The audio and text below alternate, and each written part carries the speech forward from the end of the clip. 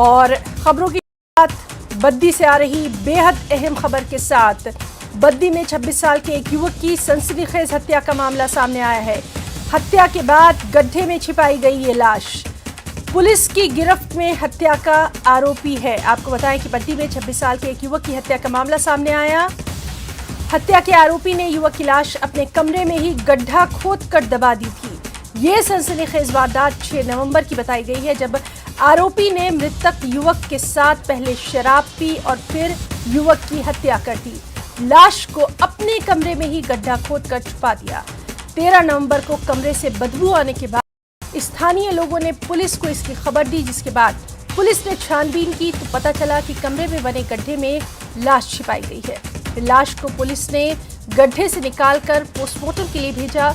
आरोपी को हिरासत में ले लिया गया है। मृतक युवक यूपी का रहने वाला है। वो बद्दी में किसी कंपनी में काम करता था। अब पुलिस ये पता लगाने में जुटी है कि आखिर आरोपी ने युवक की हत्या की क्यों।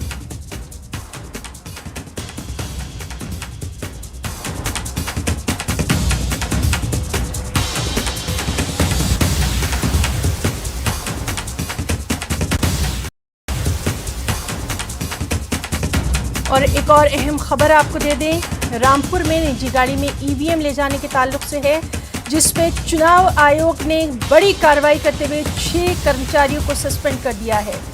तो रामपुर में निजी गाड़ी में ईवीएम ले जाने के मामले में बड़ी कार्रवाई की गई है। चुनाव आयोग ने ये कार्रवाई की है, 6 कर्मचारियों को सस्पेंड कर दिया है। आपको बताएं कि रामपुर में निजी गाड़ी में ईवीएम ले जाने के मामले में बड़ी कार्रवाई करते हुए चुनाव आयोग ने 6 कर्मचारियों को सस्पेंड किया। शनिवार को रामपुर विधानसभा क्षेत्र में वोटिंग पूरी होने के बाद एक निजी वाहन में ईवीएम मशीन देखी गई थी। निजी गाड़ी में मशीन को देखते ही कांग्रेस कार्यकर्ताओं ने मौके पर जबरदस्त हंगामा किया। मौके पर कुछ देर तक हंगामा होता रहा, जिसके बाद पुलिस ने मौके पर पहुंचकर मोर्चा संभाला।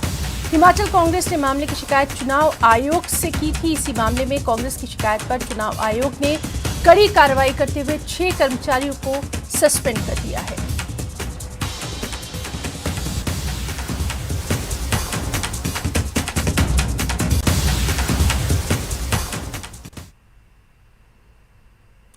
लाहौल स्पीति विधानसभा क्षेत्र में 73% से ज्यादा मतदान हुआ। यहां ठंड और तापमान की वजह से 63 मतदान केंद्रों की ईवीएम मशीनों को रात भर केलोंग के स्ट्रांग रूम में रखा गया। फिर आज कड़ी सुरक्षा के बीच ताड़ी डाइट हेलीपैड लाया गया, जहां से भारतीय वायुसेना के हेलीकॉप्टर के जरिए सभी ईवीएम और वीवीपीएटी मशीनों को भुंतर के स्ट्रांग रूम में शिफ्ट किया गया। सहायक निर्वाचन अधिकारी प्रिया नागता ने जानकारी दी कि तापमान में आ रही गिरावट के चलते किसी प्रकार ईवीएम मशीनों में किसी तरह की गड़बड़ी न हो, इसके लिए पिछले विधानसभा चुनाव की तरह इस बार भी भुंतर के स्ट्रांग रूम में मशीनों को शिफ्ट किया गया। 2017 के जो इलेक्शन हुए हैं और 12 के इलेक्शन हुए हैं, तो मौसम का ध्यान रखते हुए, क्योंकि यहाँ पे भारी बर्फबारी पड़ जाती है, जैसे कि आप अभी देख भी रहे हैं, अभी भी माइनस में टेम्परेचर है। तो दिन प्रतिदिन अब 15 नवंबर के बाद टेम्परेचर फॉल करता रहता है। तो इसमें ईवीएम्स के मैल फंक्शन करने का थोड़ा डर है, क्योंकि माइनस टेम्परेचर में नहीं पता कि वो किस तरह से फ्लक्चुएट करेगी। तो इसलिए इलेक्शन कमीशन के साथ के डायरेक्शन के अंडर ये निर्णय लिया गया है कि जो हमारी काउंटिंग है, जो कंट्रोल वो स्ट्रांग रूम है, वो भुंतर में शिफ्ट किया जाता है। चंबा में जनजातीय क्षेत्र पांगी के 36 बूथों की ईवीएम मशीनें आज सुबह पांगी से हेलीकॉप्टर के जरिए स्ट्रांग रूम पहुंचाई गई। चंबा के बेड पर ईवीएम मशीनों को कड़ी सुरक्षा में हेलीकॉप्टर से उतारकर गाड़ी के जरिए स्ट्रांग रूम तक पहुंचाया गया।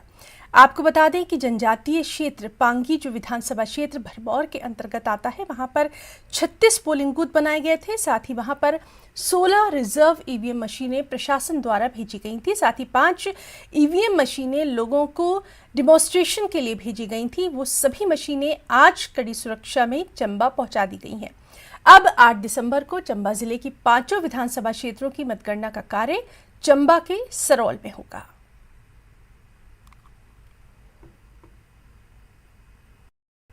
दो और जनजाति विधानसभा क्षेत्र का एक वोटिंग इलाका पांगी है, जहाँ पर हमारे 36 पोलिंग स्टेशन है। उन 36 पोलिंग स्टेशन में शांतिपूर्ण तरीके से मतदान करवाया गया पिछले कल 12 तारीख को। और आज जो है सुबह हम एयरफोर्स के चॉपर के माध्यम से सुल्तानपुर चंबा के लिए अपनी ईवीएम मशीन्स लेकर आए हैं। इसमें 36 हमारी पोल्ड ईवीएम्स हैं और साथ में 16 हमारे को रिज़र्व ईवीएम्स दी गई थी, वो भी हम साथ में लाए हैं। और 5 हमारी ट्रेनिंग अवेयरनेस पर्पज़ के लिए पहले हमारे पास ईवीएम्स गई थी, वो आई हैं। टोटल हमारे पास 57 ईवीएम्स 57 ईवीएम्स आई हैं। इसके अलावा जो इलेक्शन में और हमारे कागज़ रहे नॉन स्टेटूटरी उनको यहाँ पर लाया गया और स्ट्रॉन्ग रूम में जमा करवाया जाएगा।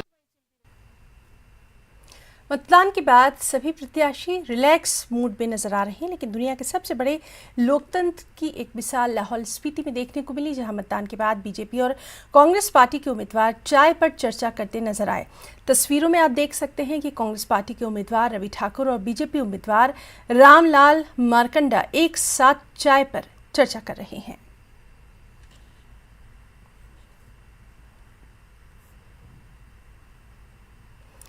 हिमाचल